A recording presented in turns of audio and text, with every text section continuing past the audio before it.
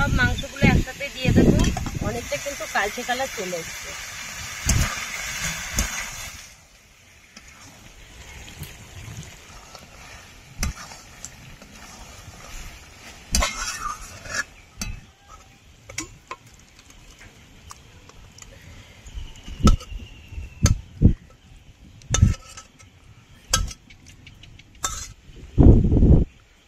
নমস্কার বন্ধুরা, স্বাগত জানাই জবাই রান্নাঘর উইথ ভিলেজ।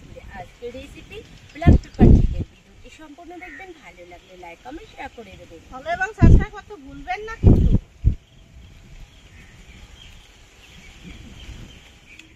মশলাগুলো বেটে নেব।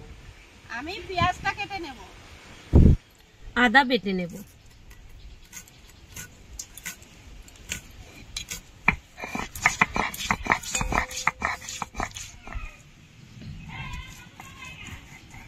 আদা বাটা হয়ে গেছে, এখন রসুনও বাটা হয়ে গেছে, তুলে নেব।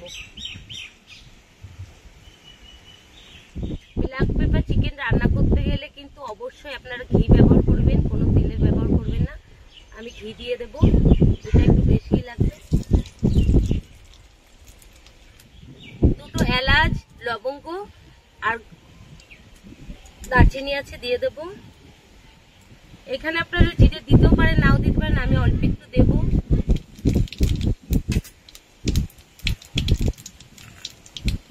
পেঁয়াজ কুচি,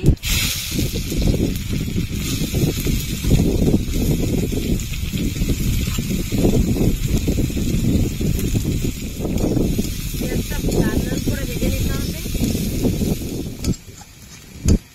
পেঁয়াজটা ব্রেস্তার মতো ভেজে নিয়েছি, এখন দিয়ে দেব মাংসগুলো।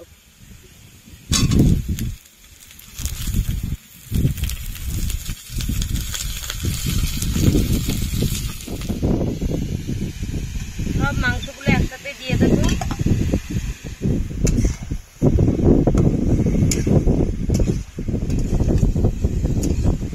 বন্ধুরা, পেঁয়াজটা ব্রেস্তার মতো ভেজে নিয়েছি আর মাংসটা পেঁয়াজের সাথে আরো ভেজে নিয়েছি। দেখুন অনেকটা কিন্তু কালচে কালার চলে এসছে। স্বাদ মতো লবণ,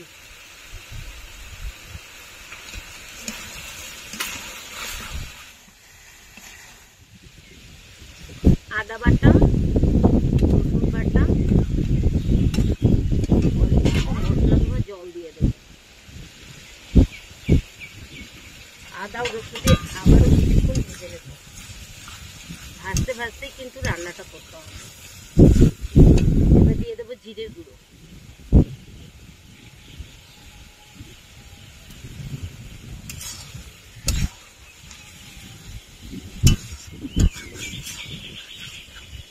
এই রান্নাটায় কিন্তু গোলমরিচের গুঁড়ো বেশি করে দিতে হবে। গোলমরিচ গুঁড়ো,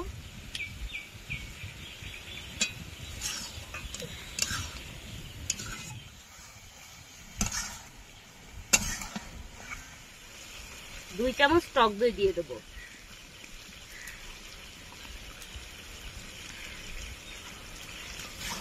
আবারও কিছুক্ষণ কষে নেব।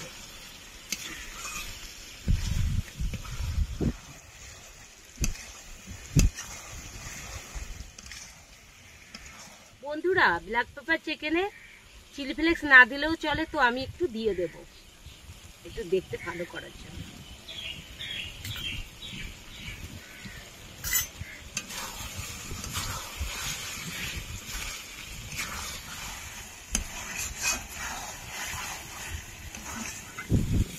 মাংসটা ভালো করে কষানো হয়ে গেছে, এবার একটু জল দিয়ে দেবো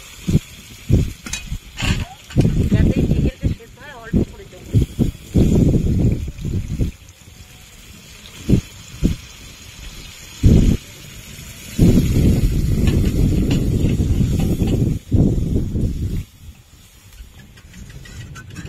ব্ল্যাক পেপার চিকেনে কিন্তু জল দিতে হয় না, তো অল্প করে দিলাম চিকেনটা যাতে সেদ্ধ হয়ে যায়।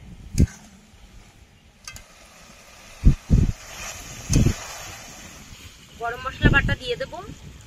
ব্ল্যাক পেপার চিকেন আমার তৈরি হয়ে গেছে, এখন নামিয়ে দেবো।